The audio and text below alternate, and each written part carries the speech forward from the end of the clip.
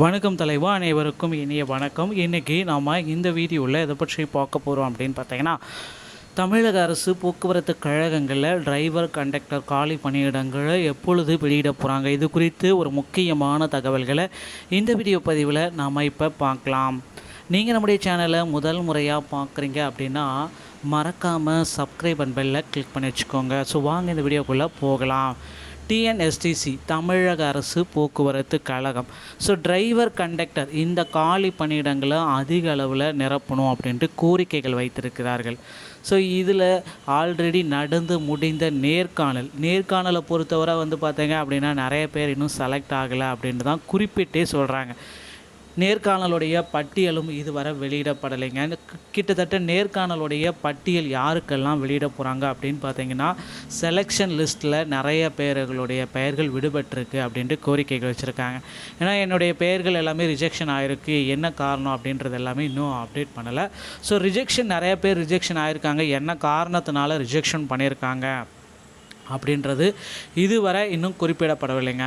போக்குவரத்து கழகத்தில் driver conductor ஓட்டுநருடன் நடத்துனர் தேர்வுக்கு நீங்கள் பார்த்தீங்க அப்படின்னா, ஸோ இனி வரும் காலங்களில் ஆல்ரெடி இந்த மாதிரி நடத்துனாங்க. இந்த 2025 டிசிசி முறைகளை காலி பணியிடங்களை நிரப்பினாங்க. ஆனால் இதுக்கப்புறம் ஒரு டைமில் பார்த்திங்கன்னா இந்த டிசிசி முறைகளை காலி பணியிடங்கள் நிரப்ப வாய்ப்பே இல்லை. டிரைவர் தனியாக கண்டக்டர் தனியாக தாங்க நிரப்ப போகிறாங்க.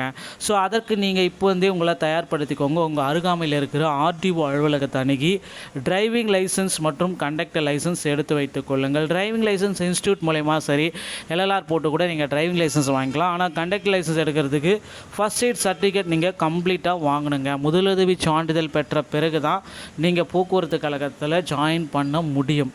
ஓகேங்களா? ஸோ இது எல்லாமே மிக மிக முக்கியம். முதலுதவி சான்றிதழ் அப்படின்னு நம்ம பார்க்குறப்ப உங்கள் அருகாமையில் இருக்கிற தமிழ்நாடு திறன் மேம்பாட்டு கழகங்கள் மூலமாக முதலுதவி சான்றிதழை நீங்கள் பெற்றுக்கொள்ள முடியுங்க. போக்குவரத்து கழகத்தில் இந்த மாதிரி ஒரு அறிவிப்புகள் நாளுக்கு நாள் வர இருக்குது. 2026 கொண்டான ஒரு மாபெரும் அறிவிப்பை தமிழக அரசு போக்குவரத்து கழகத்தின் சார்பாக வெளியிட போகிறாங்க. ஸோ நீங்கள் இப்போ இந்த டைம்லேருந்தே பார்த்தீங்க அப்படின்னா போக்குவரத்து கழகத்தில் ஜாயின் பண்ண தயாராகி கொள்ளுங்கள்.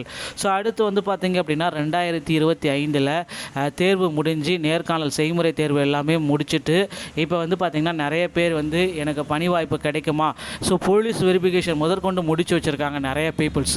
ஸோ அவங்க எல்லாம் என்ன சொல்கிறாங்க அப்படின்னு பார்த்தீங்கன்னா, எங்களுக்கு பணி வாய்ப்பு கிடைக்குமா கிடைக்காதா அப்படின்ட்டு கோரிக்கைகள் வச்சுருக்காங்க. ஸோ அவங்களுக்கு பார்த்திங்கன்னா செலெக்ஷன் லிஸ்ட் இன்னும் ஒரு சில தினங்களில் போக்குவரத்து துறையின் சார்பாக வெளியிட போகிறாங்க அப்படின்ற தகவல் வந்திருக்குங்க. ஸோ டிஎன்எஸ்டிசியில் செலெக்ஷன் லிஸ்ட்டு விரைவில் டிசிசிக்கு உண்டான பணி ஆணைகளை நாம் பெற்றுக்கொள்ளலாம். நண்பர்களே, இந்த தகவல்கள் எல்லாமே உங்களுக்கு ரொம்ப போதுமானதாக இருக்கும்னு நினைக்கிறேன். மீண்டும் ஒரு நல்ல தகவலோடு நான் உங்களை சந்திக்கிறேன். நன்றி, வணக்கம், தேங்க்யூ.